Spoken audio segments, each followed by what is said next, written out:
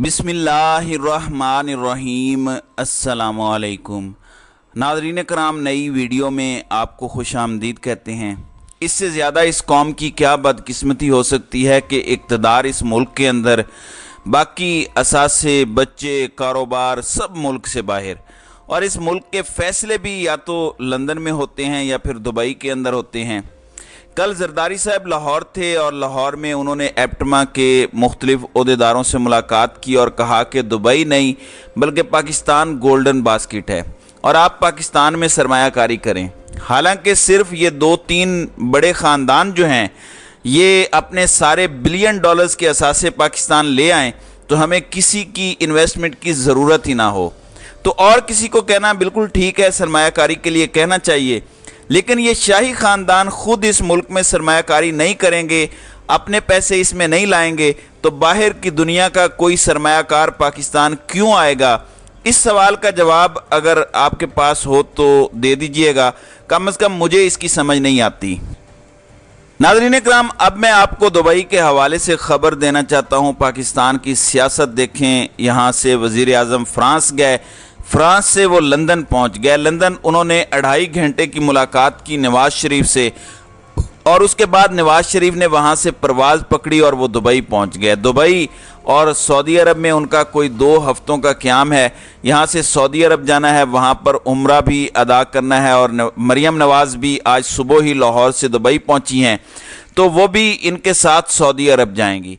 मैंने पहले आपको ख़बर दी थी कि शरीफ ख़ानदान एक बार फिर रिवायत के ऐन मुताबिक ईद पाकिस्तान से बाहर करेगा। पाकिस्तान का जो शाही ख़ानदान है, उसके बाद अब अगली ख़बर भी सुन लीजिए कि अगले चंद दिनों के अंदर आसिफ अली जरदारी और बिलावल जरदारी की भी यहाँ से रवानगी मुतवक्के है और ये दुबई जा रहे हैं। पहले ये था कि इलेक्शंस होंगे कि नहीं होंगे, अब जरदारी साहब भी कह रहे हैं कि इलेक्शन करीब आ गए हैं। फिर उन्होंने बताया अब नून लीग भी कह रही है कि हम इलेक्शन मोड में आ गए हैं। वजह क्या है? इमरान खान को पकड़ना है, इमरान खान को गिरफ्तार करके जेल में डाल के खुद इलेक्शंस में जाना है। इमरान खान ने गुज़श्ता रोज़ वॉइस ऑफ अमेरिका से बातचीत करते हुए कहा कि मुझे अगले 10 रोज़ में गिरफ्तार कर लिया जाएगा। पहले यह था कि क्या असम्बली की मुद्दत बढ़ा दी जाएगी। राइट नाउ सिचुएशन ये है कि असम्बली की मुद्दत बढ़ाने वाला मामला पीछे चला गया है, क्योंकि पीपल्स पार्टी साथ नहीं दे रही और वो इलेक्शन चाहती है, तो ये ऑप्शन क्लोज हो गया है। अब इलेक्शन की तरफ जाना है, लेकिन इलेक्शन की तरफ कब जाना है, किस तारीख को जाना है, और निगरान सेटअप कौन होगा। अब आप सोचेंगे कि निगरान सेटअप का फैसला तो शहबाज शरीफ और राजा रियाज ने करना है। राजा रियाज तो शायद ये भी फैसला नहीं कर सकते कि उन्होंने आज इस कुर्सी पर बैठना है या उस कुर्सी पर बैठना है, उन्होंने आज तकरीर करनी है कि नहीं करनी। तो निगरान वज़ीर आज़म का फैसला करना तो बहुत दूर की बात है।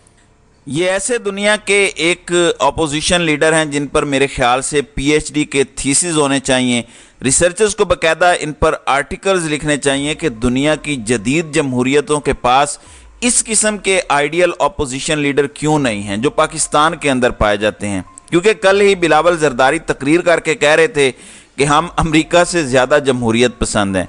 मुझे नहीं मालूम कि अमेरिका में अपोजिशन लीडर भी राजा रियाज से बेहतर है या ये एजाज़ भी सिर्फ हमें ही हासिल है। अब मुमकिन तौर पर बताया जा रहा है कि नवाज़ शरीफ और आसिफ अली जरदारी की मुलाकात होने जा रही है। इसमें ज़ाहिर है शहबाज शरीफ भी होंगे और इनकी सियासी जानशीन मरियम नवाज़ भी होंगी और बिलावल जरदारी भी होंगे।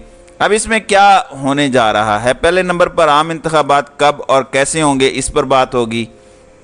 दूसरे नंबर पर सबसे इम्पोर्टेंट बात यह है कि निगरान सेटअप में कौन होगा। मैं आपको यहाँ पर अहम खबर देना चाहता हूँ कि मौजूदा सूरत हाल में इस्टेब्लिशमेंट शहबाज शरीफ के साथ कंफर्टेबल है और शायद इनको कंटिन्यू भी करवाना चाहती है। नवाज़ शरीफ इस्टेब्लिशमेंट पर मुकम्मल इत्मीनान नहीं कर रहे, शायद इस्टेब्लिशमेंट भी मुकम्मल इत्मीनान नहीं कर रही, लेकिन नवाज़ शरीफ को जो ज़ुबान दी गई थी उस ज़ुबान का पास भी रखा जा रहा है और आज उसकी एक झलक हमें देखने को मिली। लंदन में बैठे हुए भगोड़े और वहाँ से दुबई आने वाले मफरूर आज़म नवाज़ शरीफ के लिए लाहौर की एक एहतसाब अदालत ने बाकायदा तौर पर इसकी बुनियाद रख दी है। प्लाट गैर कानूनी अलाटमेंट केस था जिसमें मीर शकील उर रहमान भी पकड़े गए थे। میر شکیل الرحمان اور باقی سب بری ہو گئے تھے، اور آج لاہور کی احتساب عدالت نے نواز شریف کو بھی بری کر دیا ہے۔ اور وہاں پر بڑا دلچسپ نقطہ ان کے وکیل نے اٹھایا اور کہا کہ ایک تو نیب نے بدنیتی پر مبنی یہ ریفرنس بنایا، پھر دوسرے نمبر پر یہ بھی کہا کہ نیا قانون جو کہ نواز شریف کی حکومت اور ان کی پارٹی نے خود بنایا، اس کے تحت یہ کیس بنتا ہی نہیں ہے۔ انہوں نے کہا بالکل ٹھیک ہے۔ تو یوں آج لاہور کی احتساب عدالت نے نواز شریف کو غیر قانونی الاٹمنٹ کیس کے اندر بری کر دیا ہے۔ اب آپ کہیں گے کہ یہ کوئی امپیکٹ نہیں ڈالے گا، یہ امپیکٹ ڈالے گا، اور یہ ماحول اور ایک ہوا بنائی جا رہی ہے۔ مسلم لیگ نون یہ سمجھتی ہے کہ طاقتور حلقے ان کے ساتھ ہیں، جبکہ پیپلز پارٹی اور زرداری صاحب ہر قیمت پر بلاول بھٹو کو وزیر اعظم بنانا چاہتے ہیں۔ تو اب یہ وہ اہم معاملات ہیں جو ٹسل کی بھی ایک وجہ ہیں۔ دوسری جانب کل زرداری صاحب لاہور کے اندر تھے، اور لاہور میں جہاں ان کی ملاقاتیں اور لوگوں سے ہوئیں، وہاں ایک خبر یہ تھی کہ محسن نقوی کے ساتھ بھی ان کی ملاقات ہوئی۔ لیکن محسن نقوی والی ملاقات پر عامر میر نے باقاعدہ ٹویٹ کیا کہ وہ کل محسن نقوی جو ہیں کچے کے علاقے میں گئے ہوئے تھے، ڈی جی خان وغیرہ میں تھے، تو ان کی کوئی ملاقات نہیں ہوئی۔ لیکن آج پیپلز پارٹی کے رہنماؤں نے بتایا کہ لاہور کے اندر جو آصف علی زرداری کے خیر مقدمی بینرز لگے ہوئے تھے، جو جھنڈے لگے ہوئے تھے، وہ نگران حکومت نے ہٹائے۔ بہت سے لوگ کہہ رہے ہیں کہ نگران حکومت میں زرداری کا بچہ ضرور بیٹھا ہوا ہے، لیکن جو انتظامی امور ہیں وہ مکمل طور پر بیوروکریسی کے ذریعے اسلام آباد سے ہو رہے ہیں، اور جو مسلم لیگ نون چاہتی ہے وہی ہو رہا ہے، اور مسلم لیگ نون زرداری کو لاہور میں سپیس نہیں دینا چاہتی۔ استحکام پاکستان پارٹی بذات خود ایک میسج تھا کہ یہ جتنے انڈے ہیں یہ سارے ہماری باسکٹ میں آئیں گے، اور یہ ہم پیپلز پارٹی کی طرف نہیں جانے دیں گے۔ لیکن اب دبئی میں بڑی ملاقات طے ہے، بہت سے فیصلے دبئی میں طے ہو جائیں گے، یہ فیصلے کی گھڑی ہے، جس کے بعد ان کی ایک لڑائی آپ دیکھنا شروع کریں گے، کیسے یہ آپس میں لڑنا شروع کر دیتے ہیں، اور تاثر یہ دیا جائے گا کہ ہمارے نظریات الگ ہیں، ہماری سیاست الگ ہے، لیکن یہ صرف اور صرف الیکشن موڈ ہوگا۔